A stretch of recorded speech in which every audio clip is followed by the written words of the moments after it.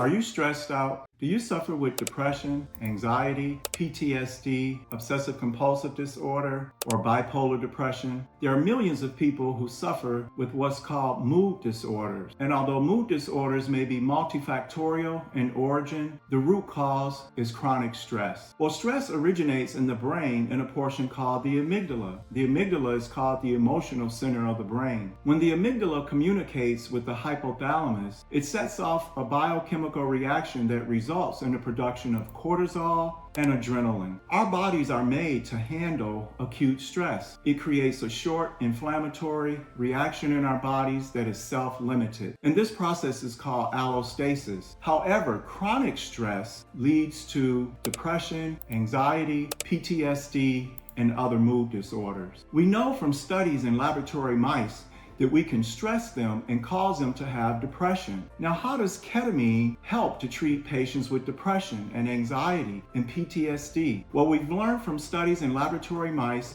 we can cause depression. We can reverse that depression by giving intravenous ketamine. Now, how does this happen?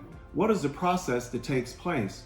When the mice receive intravenous ketamine, you can see from the MRI scans that there are two portions of the brain which were affected with the IV ketamine. And one is called the prefrontal cortex, the other is called the hippocampus. These are regions of the brain that are associated with learning, instinct, memory, and behavior. So one of the things that ketamine does is that it causes a regrowth of neurons in those particular anatomical regions where they have shrunken down or died secondary to chronic stress. The second mechanism of action by which ketamine helps to treat mood disorders is that it increases this molecule called brain-derived neurotrophic factor. It's abbreviated BDNF. Now, brain-derived neurotrophic factor, it elevates the mood. So here you have two mechanisms of action by which intravenous ketamine can help to treat patients with anxiety, PTSD, and treatment-resistant depression. Again, synaptogenesis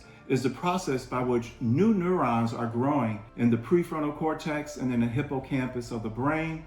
And brain-derived neurotrophic factor also is elevated when patients receive intravenous ketamine. For the past 8 years, I have personally taken care of hundreds of patients and have witnessed firsthand how intravenous ketamine can be life-changing for those who suffer with a mood disorder. To learn more about our services, please contact me at healmedstressmanagement.com. You can also follow me on Instagram and Facebook.